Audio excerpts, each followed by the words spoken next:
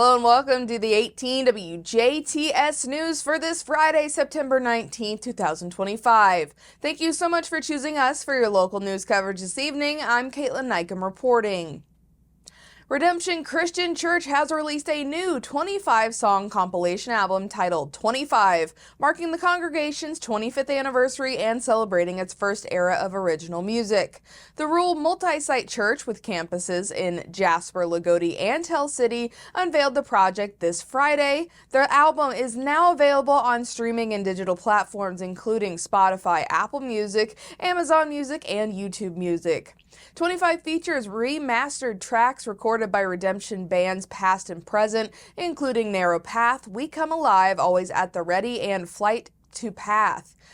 The collection also highlights solo work from worship ministers Ryan Linton and Daniel Ross, along with alternate mixes, reimagined arrangements, and 2 live recordings of original Redemption songs. The first 10 tracks showcase music from Narrow Path, while later songs introduce refreshed versions of worship favorites long sung at Redemption services. The album closes with a mix of rock-infused and congregational songs created over the past 15 years by the church's worship ministers and ministries and bands. Redemption has become known for its diverse worship style with 8 active bands spanning Americana, roots, modern worship, and rock influences. The church has released 13 recording projects including singles, EPs, and albums since its founding in May of 2000. The Ferdinand Folk Festival is back this Saturday for its 15th year at 18th Street Park. Presented by Best Home Furnishings, the free festival brings a full day of live music, art, environmental education, and wellness activities for all ages. Headlining this year's lineup is Grammy-nominated Americana artist Will Hodge, best known for Even If It Breaks Your Heart. He'll close out a 7-act bill featuring Kindred Valley, Rachel Davis, Crystal King, Jolly Old Hawk, Josh Merritt, and Southern Indiana's own Maddie Neukam. Music runs from noon until 9 p.m. on the Next Era Energy Resources main stage. Kids activities also return in the Playtown area, sponsored by Universal Design. A full schedule of events and offerings can be found on our website over on WJTS.tv. The Jasper Street Department, working with contractor CalCar Paving, will begin asphalt milling on Monday, September 22nd. The work will take place on 8th Street between Newton Street and Jackson Street, as well as on Main Street between 3rd Street and 5th Street. On Tuesday and Wednesday of September 23rd and 24th, these milled streets will be resurfaced along with Main Street between 7th Street and 9th Street. The project schedule is dependent on weather and other potential delays. No parking will be permitted along the listed streets during construction hours, and motorists should anticipate possible traffic delays while milling and paving are underway. Davies Community Hospital has completed a $3.7 million renovation and relocation of its laboratory services, marking a major step forward in enhancing patient and care and experience. The investment reflects Davies Community Hospital's ongoing commitment to improving healthcare accessibility, comfort, and reliability for patients and the surrounding community. The project moved the laboratory to a more convenient location near the hospital's main lobby, just steps away from the welcome desk. The renovation expanded the laboratory by about 30%, increasing the total space to nearly 4,500 square feet. Designed with both patients and staff in mind, the new space includes a large waiting area, 2 additional blood drawing stations to shorten wait times, and an extra restroom dedicated to specimen testing. The expanded testing area allows for faster processing and better patient flow, ultimately providing a more efficient and comfortable experience. Davies Community Hospital Laboratory Services offers a wide range of testings, including blood work, urinalysis, microbiology cultures, pathology, immunology, serology, molecular diagnostics, hematology, clinical chemistry, endocrinology, and toxicology screenings. Walk-in patients continue to be welcome without an appointment, ensuring access and convenient care. The new laboratory space will officially open for patient services on Tuesday, September 23rd.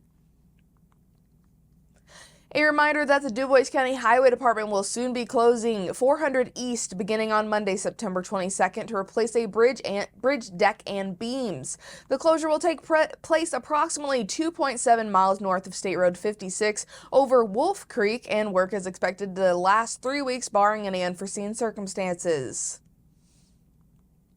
Dubois County officials have released the upcoming schedule of public meetings for October. The Board of Commissioners will hold their regular monthly meeting on Monday, October 6th at 8 a.m. in the Commissioners' Council Room of the Courthouse Annex. The County Council will conduct a 2026 budget public hearing on Tuesday, October 14th at 6 p.m. in the same location. On Monday, October 20th, the Solid Waste Management District will meet at 7:30 a.m. in the first floor conference room at the Courthouse Annex. Later that morning at 8:30 a.m., the Board of Commissioners will hold their second regular monthly meeting in the Commissioners' Council Room.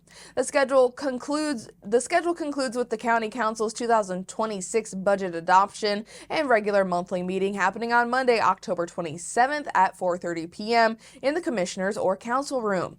All meetings are open to the public.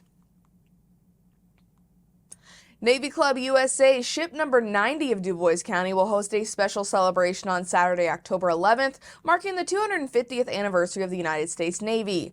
The event begins at 4 p.m. at the VFW Post 673 on Newton Street in Jasper.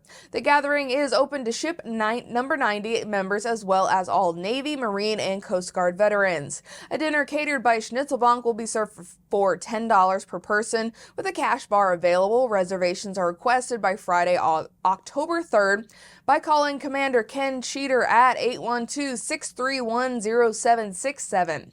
Guests are encouraged to bring photos from their service days, such as boot camp portraits, cruise books, or snapshots from Liberty to share memories and see stories. The evening will provide veterans with an opportunity to reminisce, connect, and honor the Navy's legacy of safeguarding America's seas for 250 years. St. Mildred Catholic Church is offering 2 weekly opportunities for Eucharistic adoration. Parishioners and members of area churches are invited to participate at the following times. That'll be on Wednesdays from 3 to 4 p.m. and Saturdays from 8 a.m. to 1 p.m. All sessions are held at Central Time. Those interested in learning more about Eucharistic adoration at St. Mildred can contact the parish.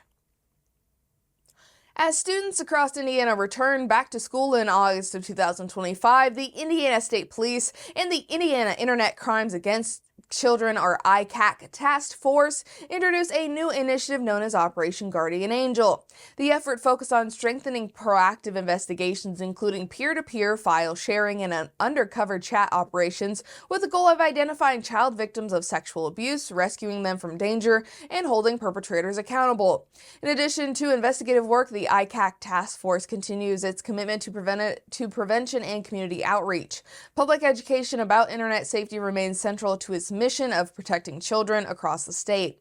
In August of 2025, 252 reactive cases from citizen complaints or cyber tips, plus 36 proactive investigations were conducted. 2,233 cyber tips were received in August. 16,124 total were received between January and August of this year. There were a total of 48 arrests, including 14 identified hands-on offenders and 6 registered sex offenders. There were 14 child victims rescued from ongoing abuse, 31 newly identified child victims with images, and 26 newly identified victims without images, with 86 presentations reaching an estimated 8,546 attendees on prevention. The ICAC Task Force defines a newly identified child victim as one whose identity was not previously known to law enforcement or the National Center for Missing and Exploited Children, but was uncovered through the investigation. For more information about the Indiana ICAC, you can visit our website. And that's your Friday news right here on 18 WJTS. Next up is your weather forecast.